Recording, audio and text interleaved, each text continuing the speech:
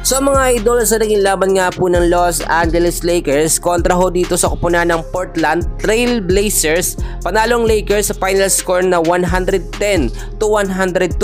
Etong si Austin Reeves, itinuturing ngayon na superstar ng Lakers matapos ang kanyang napaka-unpredictable at napakagandang performance na pinakita. Mas magaling nga ba siya mga kaibigan kay Luka Doncic? Well, pag-usapan natin yun mamaya, pero pasuporta muna ako ng isang like at subscribe sa ating channel. Maraming salamat. Tignan natin mga kaibigan, starting 5 lineup nga po ng Lakers, at dahil wala si Luka, pinalitan muna siya nito nga pong si Dorian Smith. Nasa starting 5 si Jackson Hayes, Austin Reeves, LeBron James, Rui Hachimura, at eto nga pong si Dorian Smith mga kaibigan.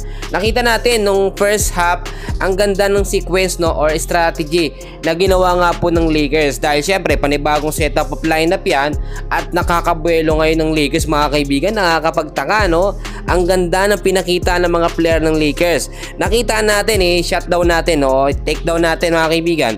Yung nangyari dito sa first half, kung titignan nyo mabuti mga kaibigan, lamang na dito ang Lakers 47-55 yung first half po yan, halftime. At etong si Jackson Hayes, nabigyan ho siya ng 16 minutes of playing time. Merong 5 rebounds, 2 assists at 9 points. Eto mga kaibigan ko si Austin Reeves talaga, grabe yung pinakita niya. Meron na siyang 19 minutes of playing time, may isang rebound, 2 assists, pero 17 points po agad sa halftime pa lamang mga kaibigan. First half pa lamang yan. Si Hachimura 18 minutes, 5 rebound, 4 points. Si Dorian Smith, meron ho siyang 16 minutes, meron pong 5 points. At eto namang si LeBron James, so far taas pa rin, 16 minutes, 5 rebounds, 3 assists at 16 points of playing time. Marami tayong napansin dito. Alam ko napansin nyo din mga kaibigan, matutuwa kayo sa ating nakapansin dito. Eto hong si Austin Reeves, pumutok talaga yung kanyang galing. Nakita natin si Luka kapag kasama niya sa starting 5, nahihirapan pong bumelo or maglaro. Eto nga pong si Austin Reeves. Alam natin na etong si Austin Reeves, pausbong na talaga yan bilang isang superstar nga po ng Los Angeles Lakers. When we say superstar mga kaibigan, mala LeBron na yan, malaluka na ang level niyan.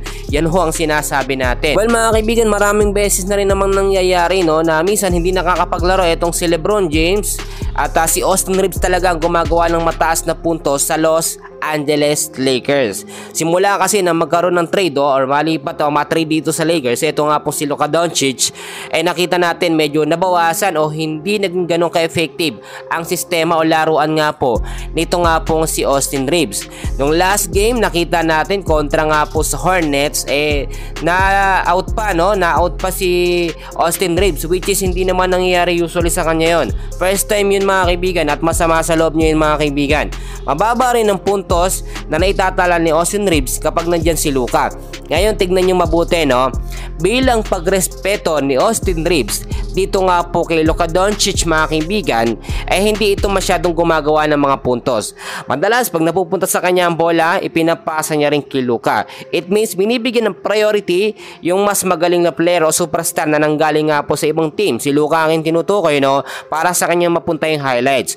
Pero nasasapawan naman si Austin Reeves na dapat mas magbo-boom pa lalo or ma-hype na, nauudlot pa. Yan yung isang napansin natin mga kaibigan. So dapat ang Lakers mga kaibigan, itong si JJ Redick ay magkaroon ng another set of lineup.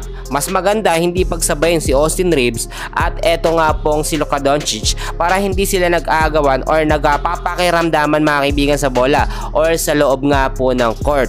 Ang nangyari din mga kaibigan, kung titignan ho ninyo, eto namang si Jackson Hayes, ang ganda ng pinakita. Sabi ko sa inyo mga kaibigan, Jackson Hayes lamang sapat na talaga sa Lakers at magkagayon man kapag na-injury siya, syempre kailangan niya ng another big man sentro. Hindi po pinaglaro si Alex Len, hindi rin nakapaglaro si Christian Coloco mga kaibigan, pero nakita nyo naman yung ginawa ni Jackson Hayes mga kaibigan. Ang taas ng minuto niya. Sa pagkatapos ng game, etong si Jackson Hayes meron 28 minutes of playing time sa buong na yan mga kaibigan, sa buong game na yan. Merong 9 points, 7 rebounds at 4 assists. etong matindi ngayon, si Austin Reeves, 40 minutes of playing time so far, siya yung pinakamataas yung minuto.